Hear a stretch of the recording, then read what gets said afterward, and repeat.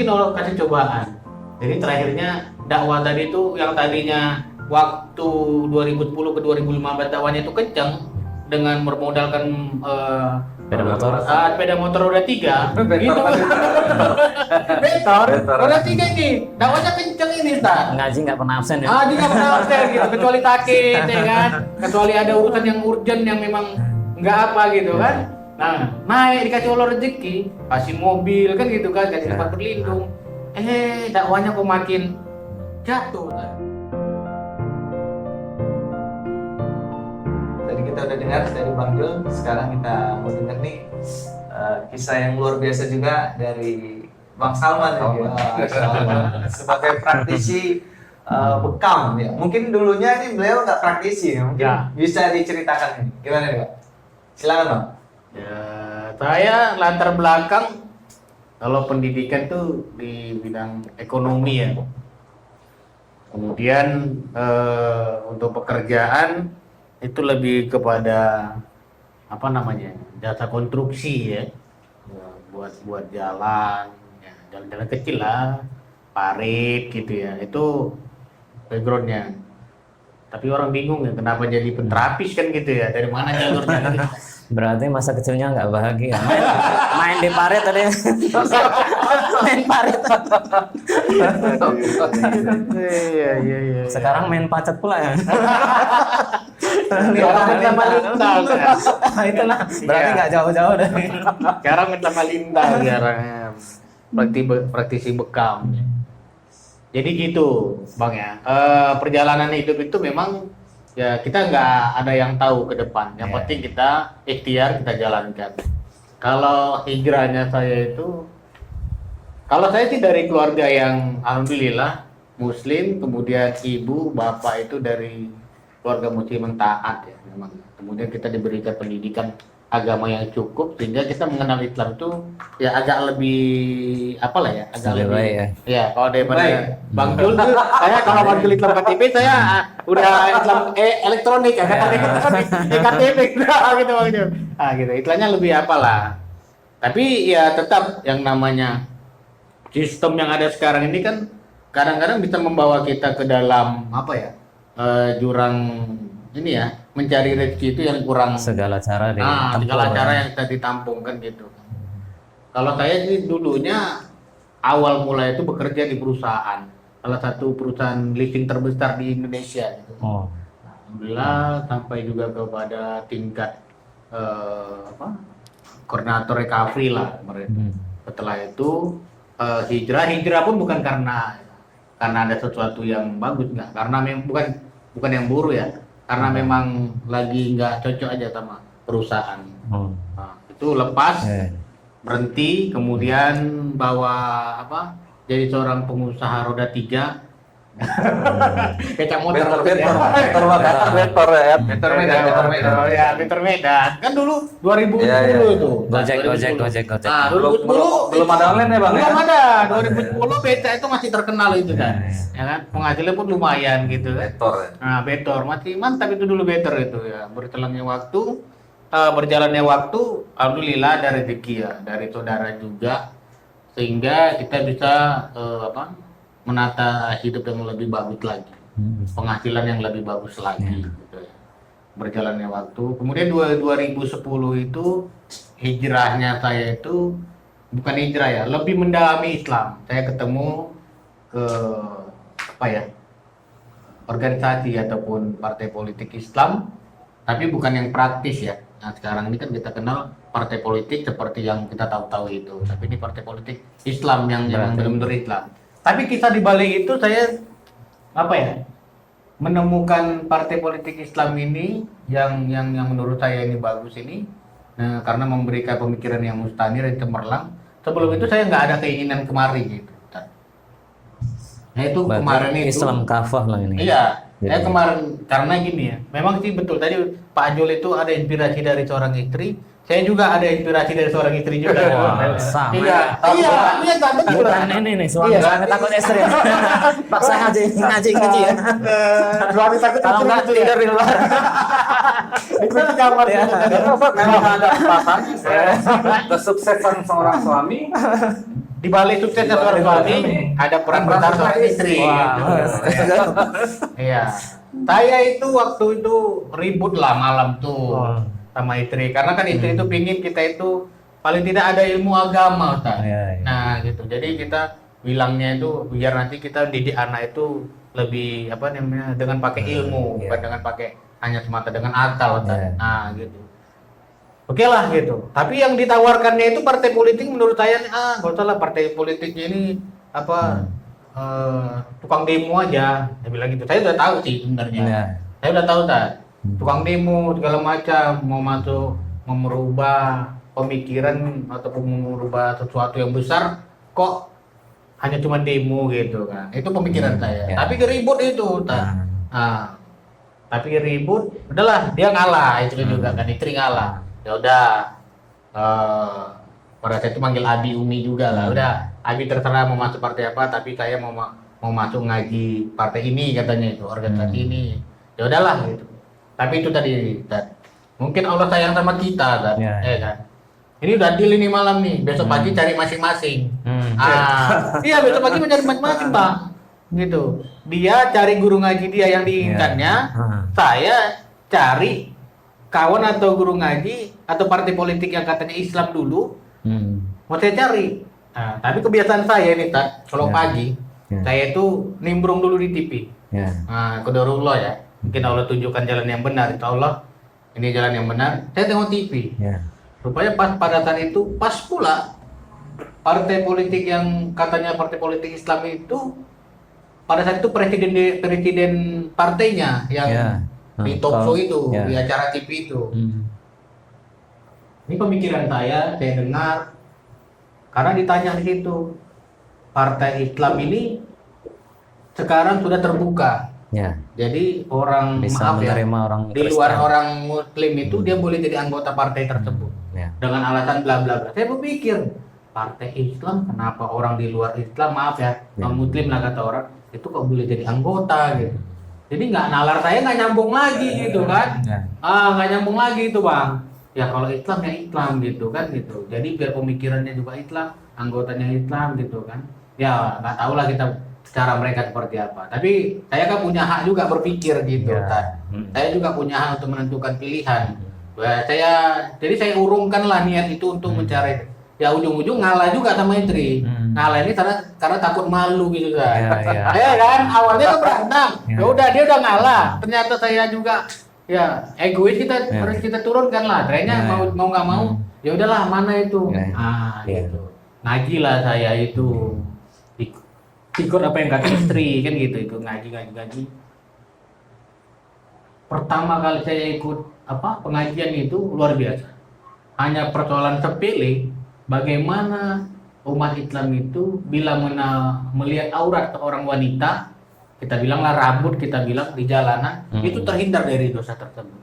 Ini kan sepertinya sepele, tapi luar biasa cara pemikirannya, luar biasa. Ustaz itu menjelaskan luar biasa. Jadi yang dulunya saya itu lihat organisasi atau partai ini nggak suka, ya kan, mendengarkan penjelasan dari Ustaz tadi, saya lebih tertarik. Ini benar nih nampaknya nih, ngasih solusi rupanya Ustaz. Jadi apa yang disampaikan Ustaz itu yang tempat saya ngaji sekarang memberikan solusi yang luar biasa. Perkara kecil yang memang kita berpikir nggak mungkin lah kita menghindari dosa ini. Tetapi bagaimana cara menghindari? Dia kasih solusi. Alhamdulillah dari 2010 kan. Sampai sekarang saya masih eksis 2023 di organisasi ini. Dan alhamdulillah ya insya Allah berikan ini pahala bagi saya dan bagi pendiri dan bagi kawan-kawan yang masih berjuang di organisasi ini. Pahalanya karena kita memberikan amal jariah ya, memberikan dakwah-dakwah kepada orang-orangnya, sahabat kawan-kawan sama yang lain. Nah tapi ada satu yang kita menarik kita menarik ini, perjalanan dakwah saya dari 2010 ke 2013 ini nggak gampang. Jadi penuh lika-liku 2010, kemudian saya dari tingkat ekonomi 2015 akhir sampai 2019 2018 atau 2019 itu saya untuk ekonomi alokasi materi yang luar biasa. ada dikasih bla bla bla lah, Ya. di mobil sekali apa segala macam, ya itu kan. Hmm. Tapi mungkin Allah kasih cobaan. Jadi terakhirnya dakwah tadi itu yang tadinya waktu 2010 ke 2015 dakwahnya itu kencang dengan bermodalkan Sepeda motor. sepeda motor roda 3 Betor gitu. tadi. Betor Betor. roda 3 ini dakwahnya kencang ini Ustaz. Ngaji nggak pernah absen ya. Ah, dia pernah absen gitu, kecuali sakit ya kan, kecuali ada urusan yang urgent yang memang nggak apa gitu kan. Nah, naik dikasih Allah rezeki, kasih mobil kan gitu kan, kasih Ya. tempat berlindung. Dakwahnya kok makin jatuh Ya, tadi. lorot. Gitu. Tadi ya saya sadari gitu kan. Ya dakwah kadang-kadang kalau ngaji itu, Tat, apaan? Saya lagi sini gitu. Lagi bilang apa? Lagi bilang apa? Terbongkar tuh. Gitu.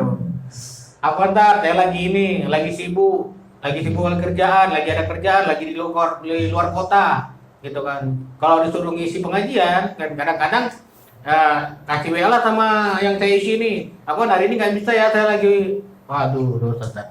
Ya ini saya buka aja, ini mungkin nggak apa-apa lah, kita berbagi inspirasi sama mungkin yang bisa didengar oleh kawan-kawan pengajian juga, bahwasanya tidak boleh apa ya, maksud saya itu janganlah kita membohongi diri kita sendiri, apalagi dalam dakwah gitu. Karena suatu saat nanti cobaan itu datang sama kita dan apa yang kita perbuat itu akan membuat kita lebih hancur lagi. Saya singkat cerita waktu Covid itu hancur semua usaha sampai ke titik nol. Nah, ya saya ngesuk lah kontraktor tapi sub gitulah. Tapi lumayan rezekinya kan gitu. Karena dakwah itu ditokohi, ya jujur aja lah kita bilang. Jadi saya kasih imbau, saya kasih saran sama pengemban dakwah itu, dakwah jangan dibohong-bohongi. Suatu saat nanti itu akan kena sama kita sendiri gitu. Dan saya mengalami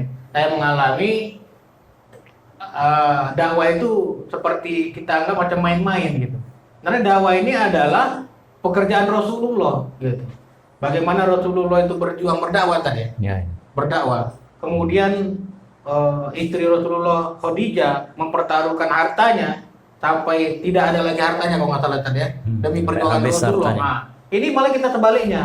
Kita mengorbankan dakwah demi harta. Gitu. Nah, itu saya dulu. Singkat cerita Covid hancur kita pada titik nol.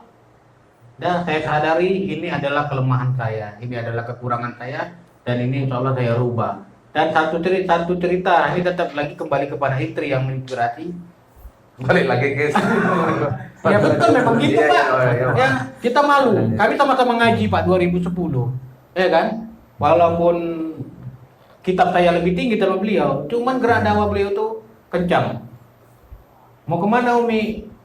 Karena mau kontak ke dinas ini. Wah, kontaknya kan sampai ke dinas, ke level kepala dinas, ke kabit gitu kan. Wah, istri saya kok udah sampai sini ngajinya. Tingkat kontakannya kok udah sampai ke gubernuran gitu kan. Awak kok gini-gini aja. Itu rata-rata malu kan kita ada nih. Istri, seorang istri yang bekerja di rumah tangga, ngurus anak, ngurus rumah tangga. Kita yang mempunyai waktu bebas di luar kok gini-gini aja gitu. Egonya muncul ya. Nah, Nggak mau kalah sama istri. Kalah sama. Ya, tapi kan nggak apa-apa. Ego muncul untuk kebaikan boleh kan.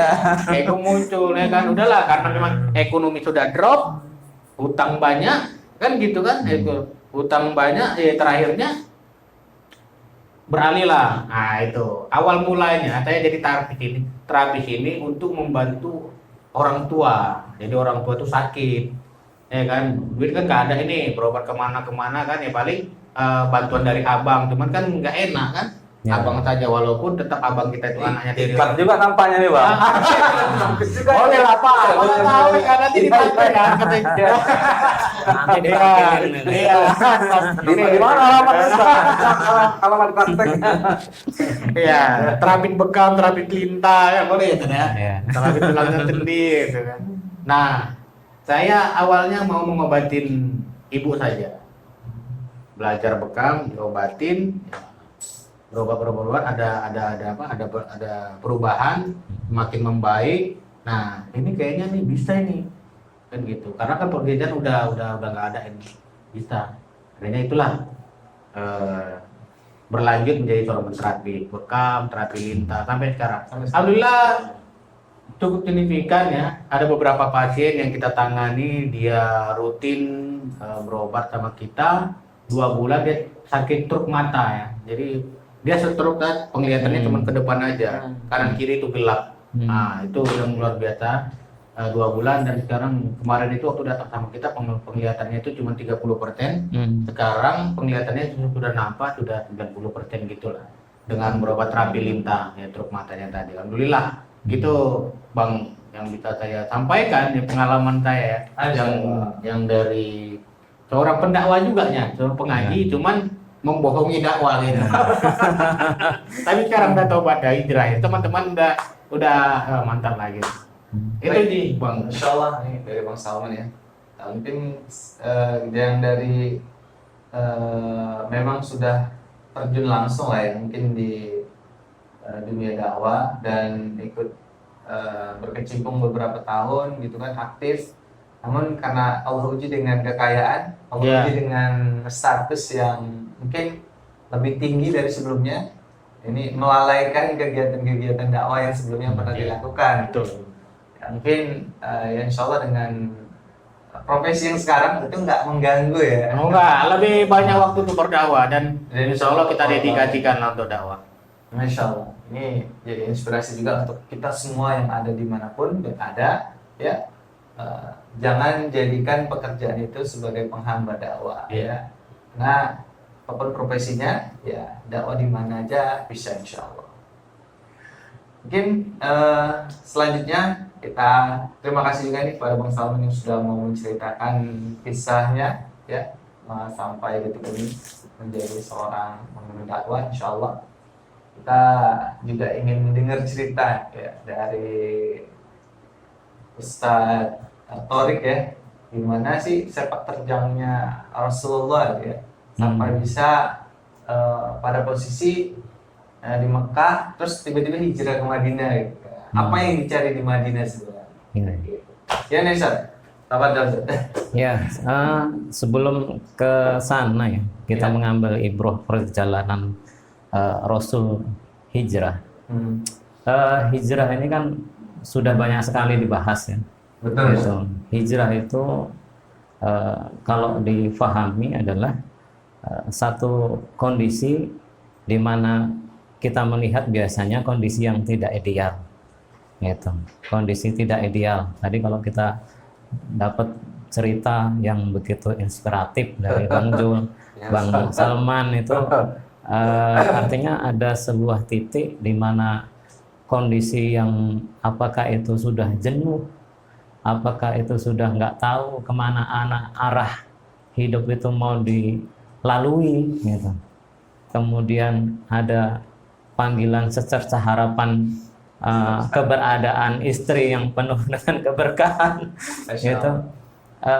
Artinya apa? Bahwa satu kondisi yang tidak ideal itu yang menjadi catatan kita gitu. Artinya kalau kita lihat juga sejarah gitu ya, Rasul itu sebelum hijrah ke Madinah, berarti Mekah itu dalam kondisi seperti apa sehingga memaksa Rasul itu harus hijrah ke Madinah gitu. Artinya apa? Bahwa kita melihat Rasul di sana berdakwah menyampaikan Islam, sebuah kebaikan. Ini sebuah kebaikan ini didakwahkan pada orang-orang yang hatinya sebetulnya fitrahnya adalah orang yang mau dengan kebaikan, kan gitu. Sebetulnya fitrahnya manusia itu mau dengan kebaikan.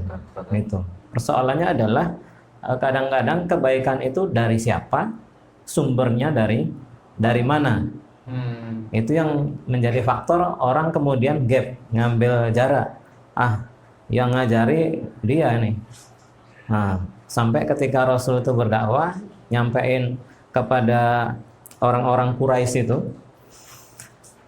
ketika dikatakan oleh Rasul, "Ohai penduduk Mekah, kalau kukatakan di belakangku ini ada serigala yang siap akan memakan domba-domba kalian, kalian percaya nggak?"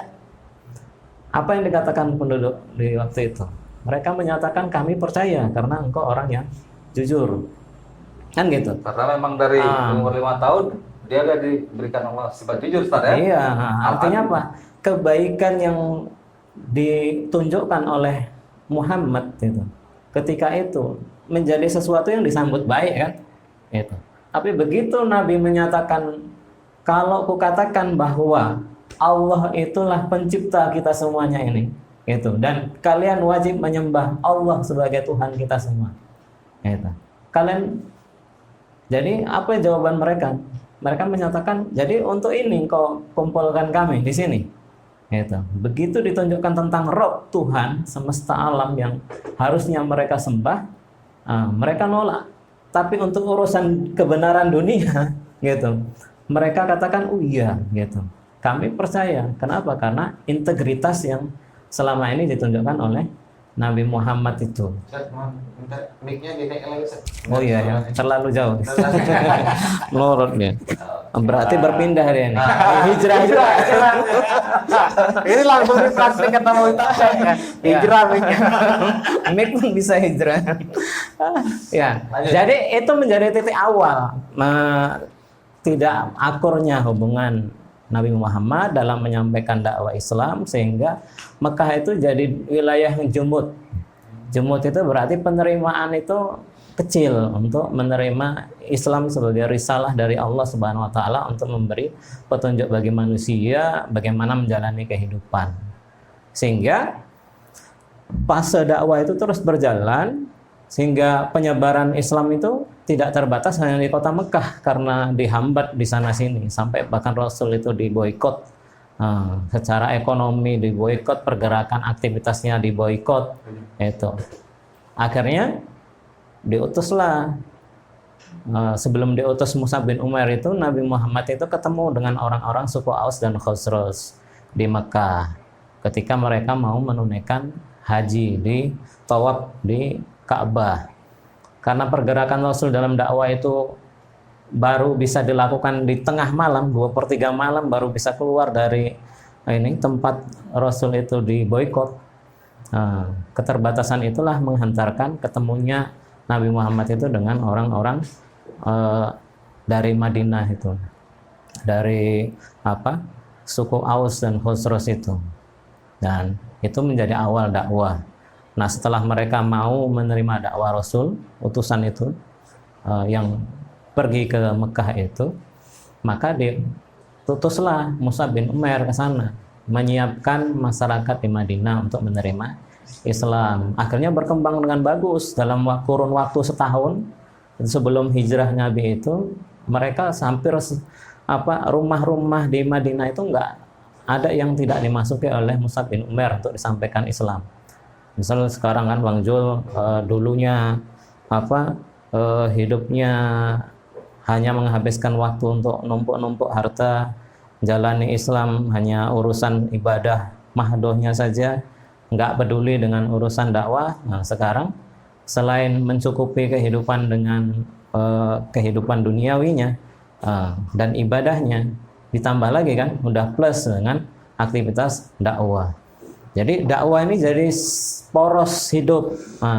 Orang yang hijrah itu menjadikan dakwah jadi poros hidup, karena disitulah yang menjadikan orang akan memiliki kesadaran utuh untuk apa? Untuk menjadi orang yang siap melaksanakan syariat Islam tanpa kata nanti, besok, atau nantilah kapan-kapan, nunggu waktu yang aman kan gitu. Jadi ketika Madinah itu udah semuanya ini tercerahkan dalam pengertian tidak ada satu rumah pun yang tidak dimasuki oleh Islam, itu berarti baik mereka menerima Islam atau tidak, setidaknya mereka udah tahu Islam sudah ada di situ.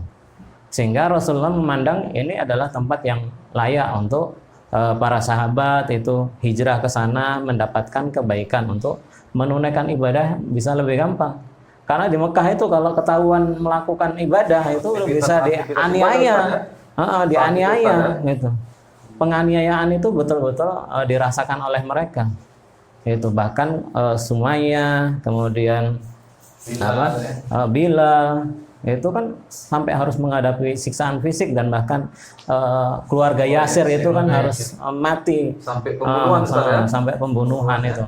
Dan terakhir kan Nabi juga jadi ini kan target pertama untuk dibunuh. Mereka itu bersekutu untuk membunuh Nabi Muhammad, sehingga kalau kita cerita heroiknya hijrah itu sebelum mau berangkat ke Madinah itu kan Abu Bakar pun menyatakan kapan ini kita hijrah ini, karena sebagian sudah hijrah berangsur-angsur itu, nggak langsung sekaligus. Tapi kenapa kok Nabi Muhammad nggak duluan? Biasanya kan kalau pemimpin itu kan duluan nyelamatin diri. Anggota belakangan ya, anggota belakangan. Ini enggak, anggotanya diselamatin dulu, pindah dulu, hijrah ya kan. Luar biasa. Baru kemudian itu sisi yang lain dari praktek hijrah itu. Sampai kemudian perjalanannya pun bukan perjalanan yang jalan yang biasa ditempuh, itu harus melalui jalan yang tidak biasa dilalui oleh manusia gitu. Karena apa? Dikejar-kejar gitu. Hijrah itu artinya apa? Orang yang hijrah itu memang kalau kita amati, dia nggak mulus-mulus saja kalau mau melakukan hijrah. Sudah pun dia bertekad untuk tobat. Nah, kan orang hijrah itu diawali dengan tobat. Tobat dari maksiat yang ini. Begitu dia tobat, yang terjadi apa? Tantangannya, cobaannya makin besar. Untuk Salman ini kan tadi Bang Salman ini tadi ekonominya yang tadinya bagus jadi ambruk, semuanya akhirnya nggak ada. Nah, itulah yang jalan Allah untuk menyadarkan seseorang kadang-kadang. Jadi kita nunggu ibroh, istilahnya nunggu ibroh. Nabi itu dalam kondisi yang susah di Mekah itu kemudian memetik hasil di Madinah. Orang yang hijrah memetik hasil dari tobatnya menuju jalan yang taat, yang sebenar-benar taat itu. Jadi kalau kemudian kita artikan taat secara menyeluruh, kafah itu kelihatannya adalah kalau di masa lalu, di masa Nabi itu, orang setelah memeluk Islam pasti dia menjadi penyampai Islam, kan gitu. Jadi pendakwah semuanya, nggak ada ceritanya nggak jadi pendakwah. Itu. Nah, ini yang kita sekarang kan ketemukan itu kan. Kita hijrah sekarang ini, ceritanya hijrah. Tapi kan outputnya bukan hanya sekedar jadi orang yang baca Qur'annya, jadi lebih aktif gitu. Sholatnya yang tadinya cuma sholat wajib, sholat sunnahnya juga kenceng, kan bukan hanya itu. Tapi apa?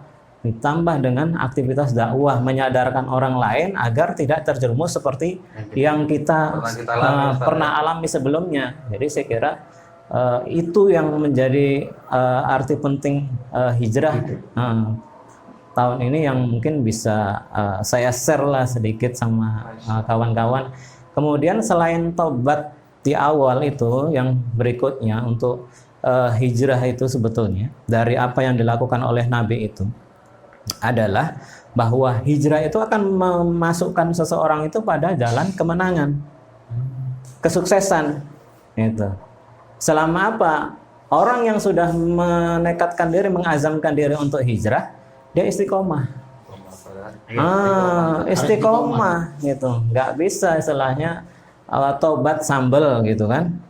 Jadi hijrah, jadi makanya di dalam hadis Rasulullah itu yang innamal a'malu binniyat itu sebetulnya itu kan hadisnya teksnya panjang gitu, bahwa amal seseorang itu bergantung kepada niatnya. Orang yang hijrah niatnya untuk mengharapkan keridhaan Allah, maka dia akan dapati keridhaan Allah bersama dengan dia.